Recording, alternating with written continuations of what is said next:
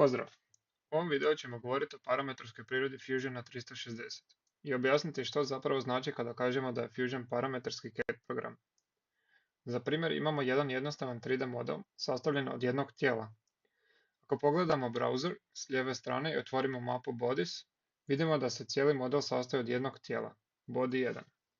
Osim tijela ovdje imamo i mapu Sketches. Ako je proširimo vidjet ćete sve skice koje su korištene za izradu ovog modela.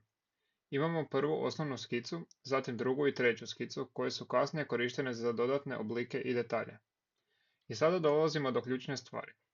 Fusion je parametarski software, što znači da ako promijenimo neku skicu, dimenziju ili značajku, sve što ovisi o toj promjeni automatski će se ažurirati. Da to pokažem u praksi, odabrat ću Sketch 1. Skicu mogu odabrati iz browsera, iz timelinea ili direktno u radnom prostoru.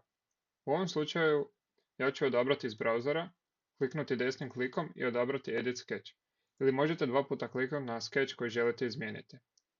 Ovo je osnovna skica od koje je cijeli model krenuo. Sad ću promijeniti jednu dimenziju, duljinu pravokutnika koja je trenutno 100 mm, promijenit ću je na 75 i pritisnuti Enter. Sada izlazim iz skice klikom na Finish Sketch i odmah možete vidjeti da se promjena automatski primijenila na cijeli model.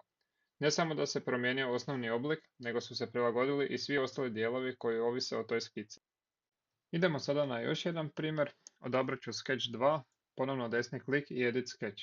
Ovdje imamo dimenziju kružnice koja promjera 20 mm, a ja ću promijeniti na 15 i potvrditi sa Enter. Kad izađem iz skice, odmah vidimo rezultat. Grupa se automatski smanjila i prilagodila novoj dimenziji. To je glavna snaga parametarskog modeliranja. Promjene se rade unatrag, a rezultat se automatski ažurira naprijed kroz cijeli model. Ovo vrijedi ne samo za jednostavne modele, već i za složenije projekte s više tijela i komponenti. Ukratko, parametarsko modeliranje omogućuje fleksibilan, precizan i vrlo učinkovit način rada. Ovim videom završavamo cjelinu uvod u Fusion 360. Sada ste upoznali sučelje, navigaciju, postavke, alate za selekciju i osnovni princip rada parametarskog CAD-a. U sljedećem poglavlju krećemo sa učenjem kako pravilno izrađivati osnovne skice, koje su temelj svakog 3D modela u Fusionu. Ako vam je ovaj uvodni serijal bio koristan, slobodno ostavite like, pretplatite se na kanal i vidimo se u sljedećem videu. Pozdrav!